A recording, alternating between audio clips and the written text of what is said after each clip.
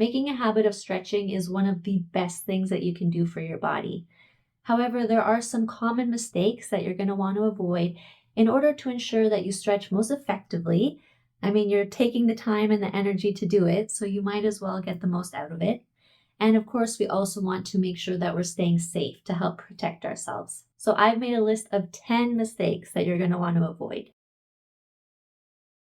Hinging from the hips is a really common cue that you'll hear in stretching and in strengthening. In stretching, it is often because we do a lot of forward folds. When we try to lower our upper body towards the leg, a common mistake is to round through the spine in order to achieve that.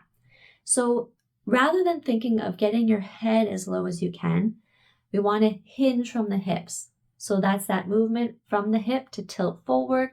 So imagine you're leading with your belly button rather than your head. This is going to make sure that you get the most effective stretch when you're doing a forward fold. When we tense our muscles when we're holding a stretch, we're just kind of not really able to stretch because the muscle needs to be relaxed in order to lengthen. We often tense it, not really on purpose, but it's because of two factors. One, it could be us subconsciously trying to avoid going deeper into the stretch if it feels really tight and we don't want to feel that discomfort. Another one is sometimes we're using our strength, we're using our muscles to help get into the stretch, but then once we're in it, we forget to relax in order to go deeper. When we're holding a stretch that feels really intense, that's a really tight area, a common mistake is to hold our breath. So we don't do it on purpose, it just kind of happens. So it's something that you just check in with yourself. Notice if you're doing it. If so, try to take some slow, deep breaths. This will also help you to relax your muscles, as we just mentioned in the previous common mistake. Relaxing the muscles, continue to breathe, and then that will help you to sink deeper into your stretch. Rushing through stretches or not knowing how to properly come into a stretch is going to really reduce the effectiveness. So this all comes down to alignment. Now, for example, a side bend stretch. If you were to just look at a picture of it and we're going to do it yourself, the easiest way to come into it is you think, I reach my arm, I bend. And okay, it's not wrong, you will get a stretch, but is it the best stretch possible? No. So to go step by step, first we want to bring our arm out. This is going to start to open the chest. When we bring the arm across this way, our chest is closed. We're missing out on a big part of the stretch. So arm is out, palm opens to the ceiling. That helps the shoulder draw back, further opens the chest.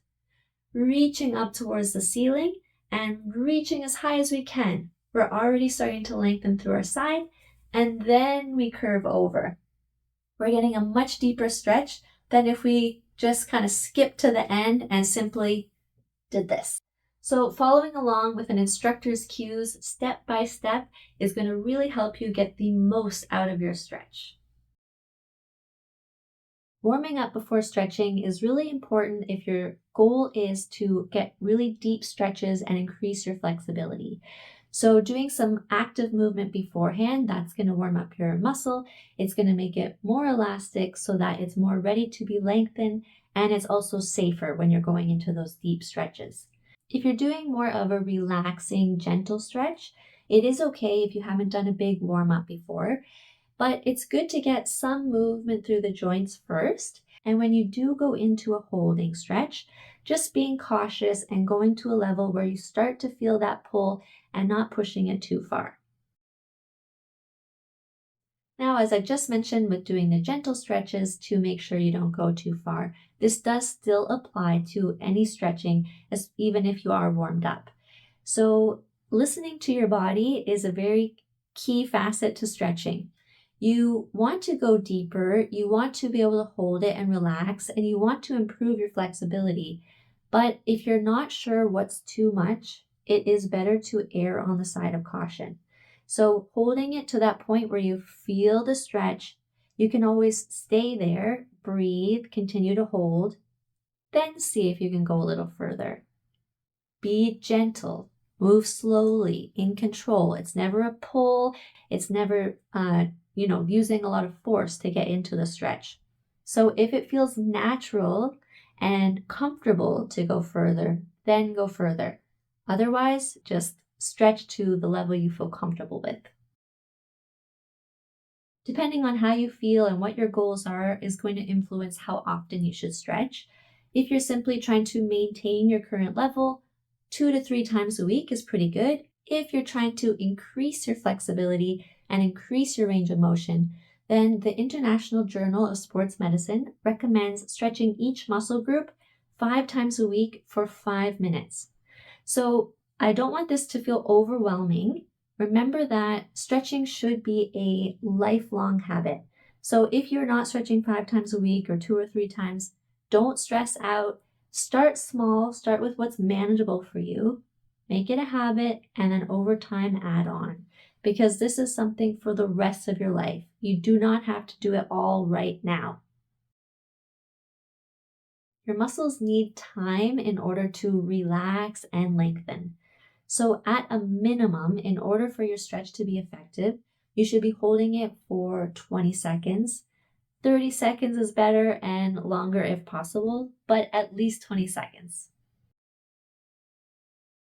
Now, if you have a stiff area, say your hip is stiff, it seems logical to just need to stretch my hip and then that's going to make it feel better. And of course, I hope that it does make it feel better, but it can be more complex than that. Our bodies are super connected, so even if it's the hip that's stiff, it could be muscles in your quadricep and your hamstring or even in your back that could be contributing as well. So stretching all around it can make it overall feel better.